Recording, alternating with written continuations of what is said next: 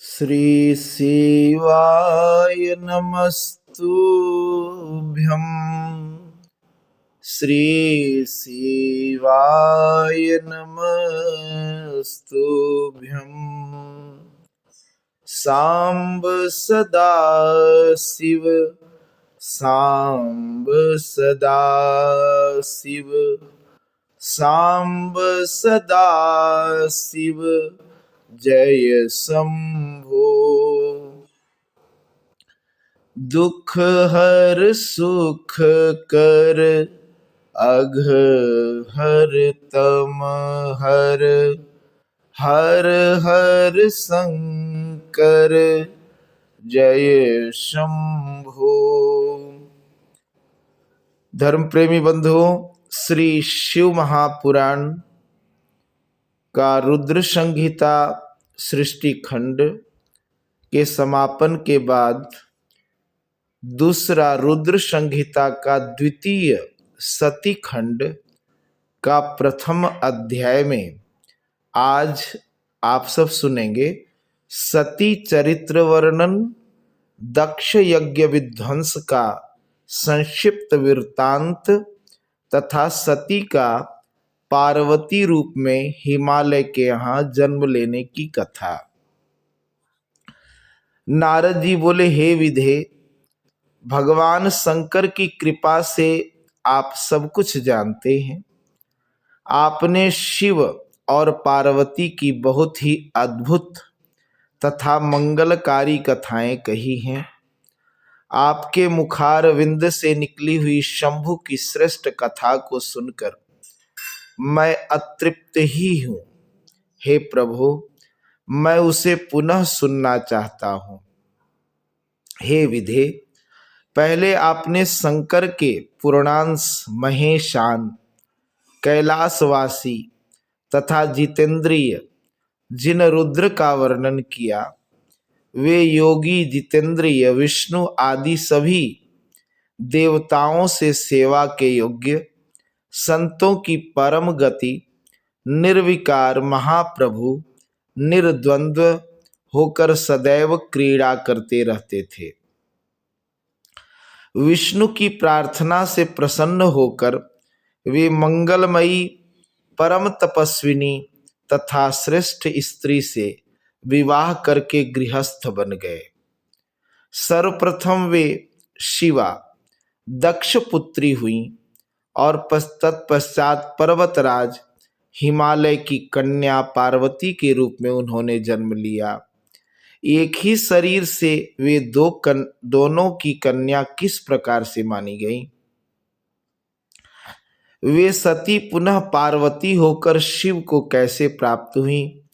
हे ब्राह्मण, यह सब तथा अन्य बातों को भी आप कृपा करके बताएं।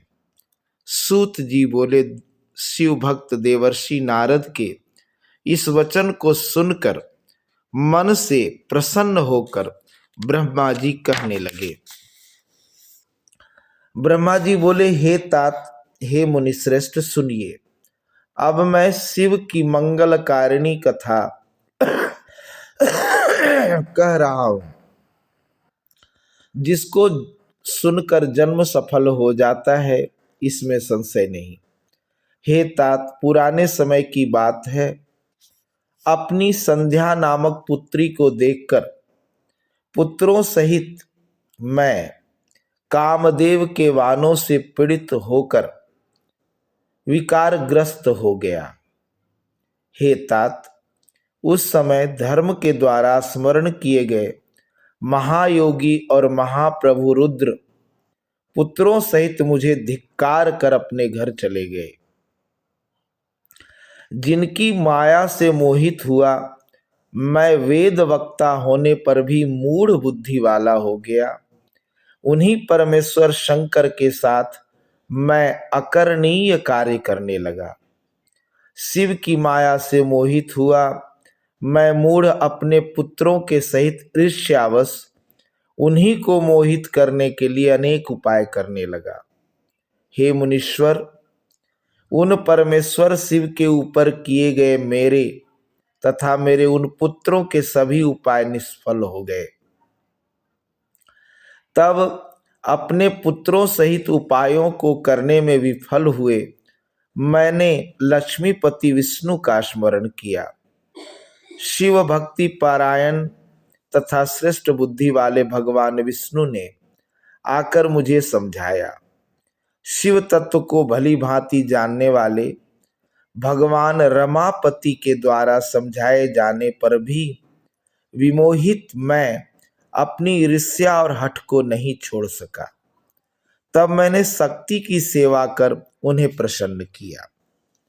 उनकी ही कृपा से शिव को मोहित करने के लिए अपने पुत्र दक्ष से वीरन की कन्या असिकनी के गर्भ से कन्या को उत्पन्न कराया।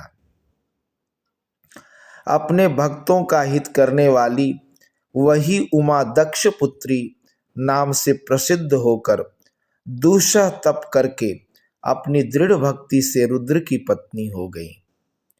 विकार रहित बुद्धि वाले वे प्रभु रुद्र अपने विवाह काल में मुझे मोहित कर उमा के साथ गृहस्थ होकर उत्तम लीला करने लगे।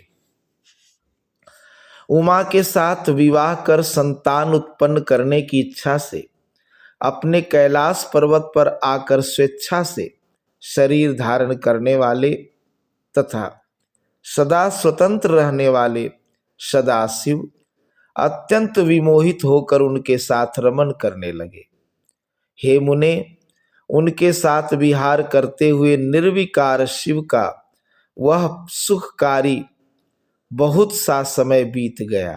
तदंतर किसी निजी इच्छा के कारण रुद्र की दक्ष से स्पर्धा हो गई। उस समय शिव की माया से दक्ष मोह से ग्रस्त महामूढ़ और अहंकार से युक्त हो गया। उनके ही प्रभाव से महान अहंकारी मूढ़ बुद्धि और अत्यंत विमोहित हुआ वह दक्ष उन्हीं महाशांत तथा निर्विकार भगवान हर की निंदा करने लगा। तदंतर गर्व में भरे हुए सर्वाधिप दक्ष ने मुझे, विष्णु को तथा सभी देवताओं को बुलाकर किंतु शिव जी को बिना बुलाए ही स्वयं यज्ञ कर डाला। किसी कारणवश रुद्र पर असंतुष्ट क्रोध से भरे हुए उस दक्ष प्रजापति ने उन्हें उस यज्ञ में नहीं बुलाया और दुर्भाग्यवश न तो उसने अपनी पुत्री को ही उस यज्ञ में सम्मिलित होने के लिए आहूत किया। जब माया से मोहित चित्त वाले दक्ष प्रजापति ने शिवा को यज्ञ में आमंत्रित नहीं किया तो ज्ञान स्वरूपा उन महासाध्वी ने अपनी लीला प्रारंभ की। वे शिव जी की आज्ञा प्राप्त कर गर्भयुक्त दक्ष के द्वारा आमंत्रित न होने पर भी अपने पिता दक्ष के घर पहुंच गई। उन देवी ने यज्ञ में रुद्र के भाग को न देखकर और अपने पिता से अपमानित होकर वहां उपस्थित सभी की निंदा करके योगाग्नि से अपने शरीर को त्याग दिया। यह सुनकर देव देवेश्वर रुद्र ने दुस्सह क्रोध करके अपनी महान जटा उखाड़कर वीरभद्र को उत्पन्न किया। गणों सहित उसे उत्पन्न करके मैं क्या करूं, ऐसा कहते हुए उस वीरभद्र को शिव जी ने आज्ञा दी कि हे वीरभद्र, दक्ष में आए हुए सभी का अपमान करते हुए तुम यज्ञ का विध्वंस करो। शिव जी की इस आज्ञा को पाकर महाबलवान तथा महापराक्रमी वह गणेश्वर वीरभद्र अपनी बहुत सी सेना लेकर यज्ञ विध्वंस के लिए वहां शीघ्र ही पहुंचा। उसकी आज्ञा से उन गणों ने वहां महान उपद्रव प्रारंभ किया। उस वीरभद्र ने सबको दंडित किया। दंड पाने से कोई भी न बचा। वीरभद्र ने देवताओं के साथ विष्णु को भी जीत कर दक्ष का सिर काट लिया और उस सिर को अग्नि में हवन कर दिया। इस प्रकार महान उपद्रव करते हुए उसने यज्ञ को विनष्ट कर दिया। तत्पश्चात वह कैलाश पर गया और उसने शिव को प्रणाम किया। इस प्रकार यज्ञ का विध्वंस हो गया। देवताओं के देखते देखते रुद्र के अनुचर वीरभद्र आदि ने यज्ञ को विनष्ट कर दिया। हे मुने, श्रुतियों तथा स्मृतियों से प्रतिपादित यह नीति जान लेनी चाहिए कि श्रेष्ठ प्रभु रुद्र के रुष्ट हो जाने पर लोक में सुख कैसे हो सकता है। उसके बाद सभी देवताओं ने यज्ञ की पूर्णता के लिए भगवान रुद्र की स्तुति की।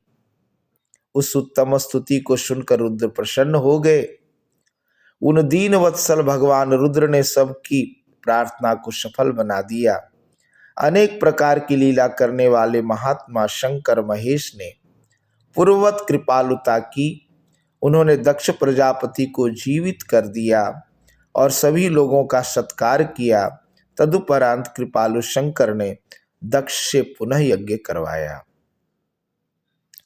हे मुने, उस यज्ञ में विष्णु आदि सभी देवताओं ने बड़े प्रसन्न मन से भक्ति के साथ रुद्र का विशेष रूप से पूजन किया। सती के शरीर से उत्पन्न तथा सभी लोगों को सुख देने वाली वह ज्वाला पर्वत पर गिरी। वह लोगों के द्वारा पूजित होने पर सुख प्रदान करती है। ज्वालामुखी के नाम से प्रसिद्ध वे परमा देवी कामनाओं को पूर्ण करने वाली तथा दर्शन से समस्त पापों को विनष्ट करने वाली हैं। संपूर्ण कामनाओं के फल की प्राप्ति हेतु लोग इस समय अनेकों विधि विधानों से महोत्सव पूर्वक उनकी पूजा करते हैं। तदंतर वे सती देवी हिमालय की पुत्री के रूप में उत्पन्न हुई। तब उनका पार्वती यह नाम विख्यात हुआ। उन देवी ने पुनः कठिन तपस्या के द्वारा उन्हीं परमेश्वर शिव की आराधना करके उन्हें पति रूप में प्राप्त किया। हे मुनीश्वर, जो आपने मुझसे पूछा था वह सब मैंने कह दिया, जिसे सुनकर मनुष्य सभी पापों से छुटकारा प्राप्त कर लेता है। इति इस प्रकार श्री शिव महापुराण के अंतर्गत द्वितीय रुद्र संहिता द्वितीय सती खंड में सती चरित्र वर्णन नामक ये पहला अध्याय पूर्ण हुआ। नमस्तुभ्यं नमस्तुभ्यं नमस्तुभ्यं नमस्तुभ्यं। श्री शिवाय नमस्तुभ्यं श्री शिवाय नमस्तुभ्यं।